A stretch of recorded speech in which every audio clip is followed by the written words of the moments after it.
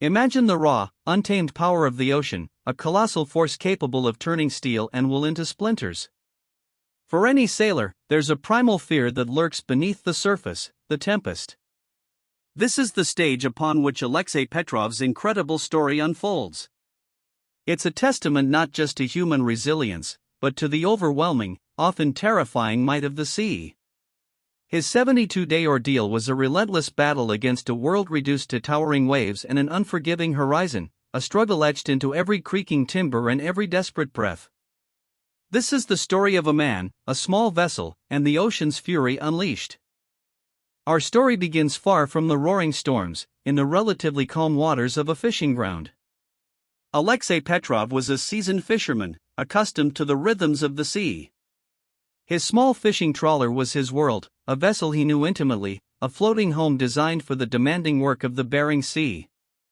On that fateful voyage, the weather reports had been concerning, but not alarming.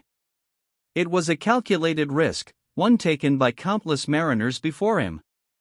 He cast his nets, preparing for a routine haul, unaware that the tranquil surface would soon erupt into a maelstrom, transforming his familiar working vessel into a fragile toy in nature's violent embrace. The change was swift and brutal. A sudden squall escalated into a full-blown gale, then a monstrous storm that swept across the ocean with devastating speed.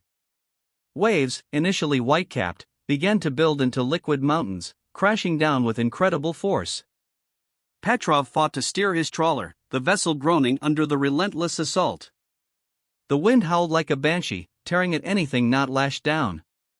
Visibility plummeted to mere meters as sheets of spray engulfed the ship, creating a terrifying, chaotic void where sky and sea merged into one violent, churning mass.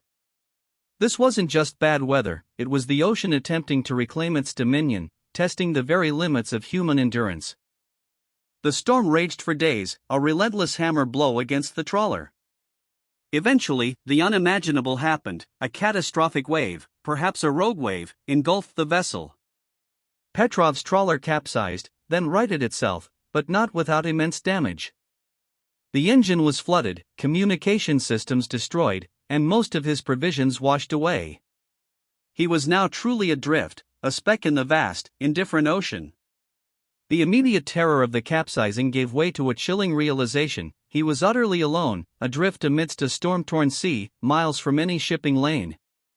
The very environment that had sustained his livelihood now became his greatest enemy, its towering swells a constant reminder of his precarious existence.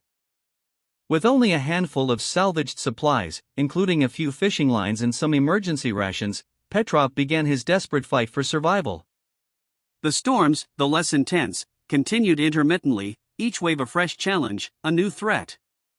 He drank rainwater, caught what meager fish he could, and battled the constant chill and damp. Dehydration and hunger were his daily companions, but the most insidious enemy was the vastness of the sea itself, the endless horizon, the mocking dance of the waves, promising rescue but delivering only isolation. Every passing day was a victory, but the toll was immense, both physically and mentally, as the unforgiving ocean relentlessly tested his will to live. Days turned into weeks, each one a testament to Petrov's indomitable spirit.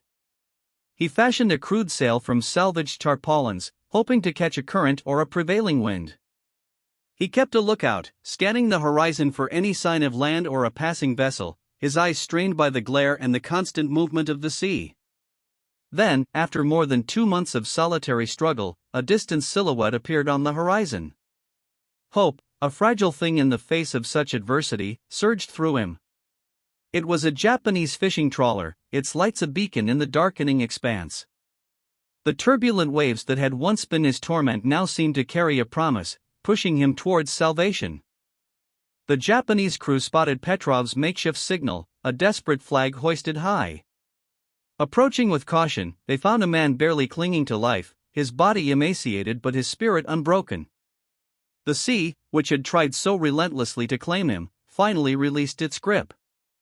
The rescue was a testament to the vigilance of fellow mariners and the slim chance of intersecting paths in the vast ocean. As he was pulled aboard, the waves that had been his prison became a receding nightmare, their thunderous roar now a fading memory. He had survived the impossible, a living embodiment of humanity's stubborn refusal to surrender to the overwhelming power of nature. Alexei Petrov's incredible 72-day ordeal stands as one of the most remarkable survival stories in maritime history. His experience offers a profound insight into the sheer scale of the ocean's power, its ability to both sustain and destroy.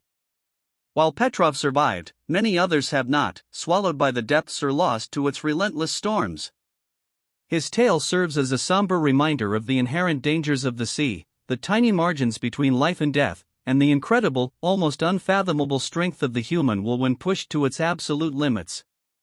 The waves that defined his imprisonment also carved his legend, a defiant echo against the ocean's eternal roar.